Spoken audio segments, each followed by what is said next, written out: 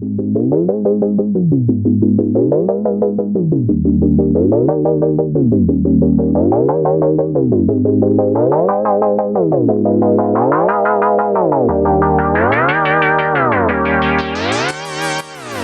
get inspired to build a beautiful custom color palette for this year's GeoGradient MCAL. The mystery knit-along this year needs 4 colors of fingering weight yarn, and it's a really great opportunity to stash bust. You could collect a kit, shop your local yarn store. So what are we looking for that GeoGradient crescendo of color? What kind of yarns work? I'm here with Watt Collection, and they have so many semi-solids and speckled yarns. You can use any fingering weight yarn, and what I like best for this knit-along is that crisp contrast. So finding a gradient, starting with something light, surprise, surprise, a neon yellow. Maybe that might be something I like. And you could go a little bit darker. Where could this go? You could have this toxic green gradient. So something like this is going to be really good and crispy from light to dark. If you want to incorporate some yarns that are a little bit more splashy and variegated, it's totally fine. And you could use this as the darkest color. I think that would look incredible. And you could pull some colors to get a harmonious vibe. So what if we do a gradient that has like a few other colors, like some greens, maybe some blues. What do we got? Ooh, maybe this could be the second darkest color. What about this? This could be the second color, and maybe for our lightest color, what do we go? Should we go gray or maybe another green? Ooh, what about this mossy gray green? Okay, so this is a bit more contrasty, but it's totally okay. So you could think about your gradient when you're shopping those single skeins at your local yarn shop or in your yarn shop at home, which is your stash. You could focus on one color family and go from light to dark, and that's going to be our harmonious color family gradient. Or you could focus on different colors, and this might be where you go if you're shopping your stash, because you might not have 20 shades of green to choose from unless you really love green. But if you have lots of different random colors, focus on light to dark, and that's going to be the guiding principle to build your gradient. So that could be different colors like this. It'll be a bit more contrasty, but it's going to look awesome, and you can really utilize what you have to make a beautiful gradient. And what's going to really make that crescendo of color work is organizing your colors with color A as the lightest, color B, C, D as the darkest. These colorways from Watt Collection are Frosted Moss, Moor, Leaden Sky, and my favorite one, Twister. So good, really, really cool. So those would be working with different colors. If you like to use splashy variegated yarns, that's okay. So what if we have, oh, I love this purple. Oh my gosh, I just love purple. I love splashy speckles. Stephen, can I use all of these for the GeoGradient? They're pretty close together. These would make an amazing faded shawl. So I always say yes, you could, but it's gonna be really blendy, okay? I'm gonna give you the first clue or the first kind of hint of how we're gonna use the colors is we'll be using them individually, not striping and blending them together. They'll be used one after the other individually. So do you see how similar these are? If you were to take a black and white picture of these yarns, they would all look like a similar contrast and blend together. So I don't think these are the best for the GeoGradient. I would replace 1 or 2 of them with something a little more crispy. So maybe keep these. That could be okay. They're still pretty close, but we could emphasize the contrast. Maybe get a, oh, look at these gray purples. This could be beautiful. And then we could go real high contrast and end dark. Or what if we pop it? Something like this. It's still in that gradient vibe, going light to dark, but we get a little more of that purple juice. We still got our speckles. And the best way to know if you're gonna love the colors in your shawl is to knit a swatch, okay?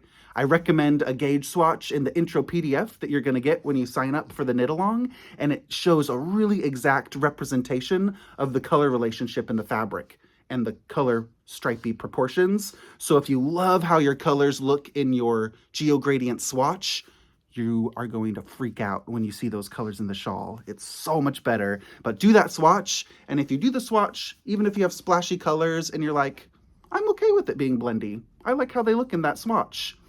It's your shawl. You're the one knitting it. So if you do like it more blendy, embrace those splashy speckles. So you can really do whatever you want, but what I did was that crispy, solid, semi-solid, light speckled touch. So let's go around Stephen and Penelope. We have walls of fingering weight yarn. Don't we, Brioche? Are you gonna help us pick out colors, Brioche? And we're gonna find some beautiful GeoGradient color palettes to inspire your custom kit building process. All right, so you're at the local yarn shop and you stumble upon a yarn dream wall, something like this, and you go, inspiration is striking. I need to make a GeoGradient with those colors. So let's figure out, can you make a GeoGradient mixing solids and speckles? Look at those jewel tones. So one way I love to start picking palettes for the GeoGradient is just go to that statement inspiration skein and go, I gotta have this. What is gonna work in a crescendo of color with this beautiful blue? This colorway is called Oceanus. Really nice with speckles. You could pair it and go really smooth and get that dark blue with it. What else do we got? This light blue. Now we're talking. We need one more color. What could work? What if we mix it with like a green?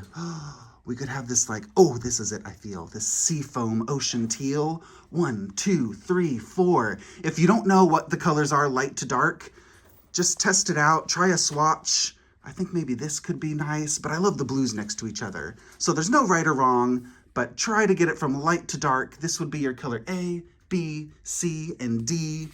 And these colors are blue iguana. This gorgeous foresty green is called Electric Dreams.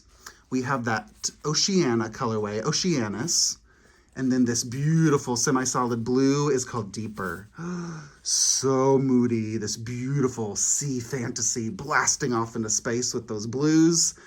I'm getting a little bit inspired. Okay, what else do we got? What else do we got? We got these warm tones. This could be a guiding principle to your gradient. If they're not the same exact colors, if they're a similar color or similar color family, I think these are lined up nice. Color A, B, C, D. This is a really great way to incorporate those variegated and speckled yarns is by not using them all together in a chaotic blendy way, but highlighting those beautiful splashy colors and accentuating them with solids. And that's gonna give you that crisp definition for that crescendo, that gradient from light to dark. So this beautiful rose gold colorway is called Bloom and Lovely. Sure is. We've got beeswax. This caramel colorway is called Jasper. And this beautiful chocolate is called Bean. So I think that would be a beautiful light to dark sequence. There's purples. You could go 1, 2, 3. Ooh, what about this gorgeous? Ooh, that is like so fall, luscious fall colors. So get creative. That would be really fun to use with the Bird Street yarn or any of those beautiful hand-dyed speckled colorways. You have a similar vibe going on down here with the Urban Pearl. There's so many beautiful hand-dyed colors. 1, 2. What if we go orange to pink? Oh my gosh, these are just lined up waiting to be made into a GeoGradient. These pinks. So these are all at Stephen and Penelope. So many fun single skeins. So get creative, find those inspiration skeins in your stash or at your local yarn shop and use that as your inspiration and focus on contrast. Light to dark. Where's the color story going? If you're stash busting for the mystery knit along and you have these big buckets of leftovers, can you use these yarns for colors A, B, C, or D? Totally. Just make sure you have 100 grams of each color, all right? So you might want to get a kitchen scale and weigh your yarn. This one's, I think, almost a full cake, this beautiful gray. So you could start to organize your leftovers by color. And what I love about the mystery knit along each year is it's so fun to see how people spice it up and really customize and make the shawl their own and get creative with what you have. So if you've got some beautiful neutrals, you could arrange those from light to dark. And it's okay if you have some leftovers and you don't have 100 grams, but if you have another color that's similar to it, that could work. Just know that in some section of the mystery shawl, there may be a little different tone if you're using those different shades. But if you like that kind of scrappy, stash busty look, then you could combine a few different yarns to be your color A, and you could use them throughout the shawl. Maybe use this one in one of the sections and this one. So when you're doing that, it's up to your own risk. You know, you're gonna get that more scrappy look to your shawl, but it's a great way to utilize what you have and kind of make a color A from your little leftovers. And then maybe, ooh, I've got this little West wool. This could be color B, something more peachy. Ooh, maybe a splashy. That's a little blendy. Ooh, or maybe go into the golds. Ooh, I'm liking that rose gold coral vibe. And maybe if you have some more goldy brown caramel colors, ooh, maybe these could both be like a color C. So it could get a little more scrappy for you. Or using some of your scraps, and maybe you've got some full skeins, and you could kind of use a couple of full skeins and then use your scraps for the other colors. I just keep coming back to this gold. Oh, that would be beautiful. Like a garden purple rose into the grungy golden green gradient. That would be really fun and special. So get creative. If you don't have 4 full skeins, you can use your leftovers, but make sure you have 100 grams of each color. Lastly, if you want to incorporate a mohair dare, this is something I offer every year for those of you that are bold and brave. If you like to incorporate a little mohair fluff into your shawl, there will be a moment in the instructions of the knit along where I give you some ideas of how to incorporate this optional fluffy fiber. It's not mandatory. It's only for those of you that like to knit outside of the lines and really do your own thing. If you want to incorporate mohair into your beautiful gradient, I would get a coordinating color. Yeah, maybe a gray or like a purple with those. If you have like a blue palette, you could get another shade of blue for your mohair, and you could use it on its own as like an extra color pop in the section that I advise, or you could use this lace weight mohair as a carry-along strand. Like if this blue is one of your colors, you could use this blue mohair at one moment, or any moment you like, and hold it together with that color. And it makes a really subtle, fluffy little marled accent. So it's totally optional. There's so many hand-dyed mohair silks. If you have a lace weight suri alpaca, that's okay too. I would just make sure it's really skinny, that lace weight thickness. Ooh, what if you're working with a color like this and you could hold some beautiful splashy mohair? It's totally optional. You don't have to do it, but every year people love customizing the shawl and making it their own. So if you're unsure and you have some mohair in your stash, then just grab a couple colors as options. And then as we're knitting in October, see what everybody's doing, and you might get inspired to venture outside the lines and customize your shawl a little bit.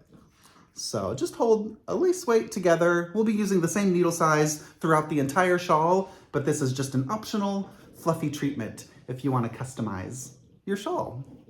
One thing to look out for when you're picking colors from your stash or local yarn shop is the yarn requirements. You need 100 grams of each color, 400 grams total. If yarn comes in 50-gram balls, what if you do a silk version? This is Knitting for Olive's Pure Silk, and it comes in 50-gram balls. You would need 2 balls of each color, okay? 8 balls total. So 2 balls of color A, 2 balls of color B, 2 balls of color C and D. You could do a beautiful pinky or orange version, or look at all these beautiful browns and golds. Oh, that would be so, so beautiful. So make sure you're paying attention to the right yardage. And when we're talking about fingering weight, that's around 400 yards is most fingering weights, like 366 meters, but get at least 380 yards. If you have 350 yards in your stash, that's cutting it a little close, okay? So try to get up to that recommended 380 yards of each color, I believe it is. And if you have more yarn, then you can use more yarn. There's some nice size alternatives in this year's mystery shawl. So if you want to maximize your yardage and use everything you have, you can do that. And if you want to stop a little early and make the shawl a little bit smaller, there's also some opportunities to do that too. So check out your yardage, have fun shopping your stash, and make sure you share your palette in the Ravelry MCAL group.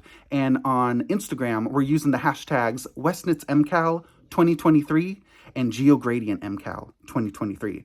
So I can't wait to see what you come up with. That's the most fun part about the knit along, is seeing everybody's color stories and getting inspired by all those different types of palettes. So share your colors, and then we're gonna blast off with the cast on October 5th.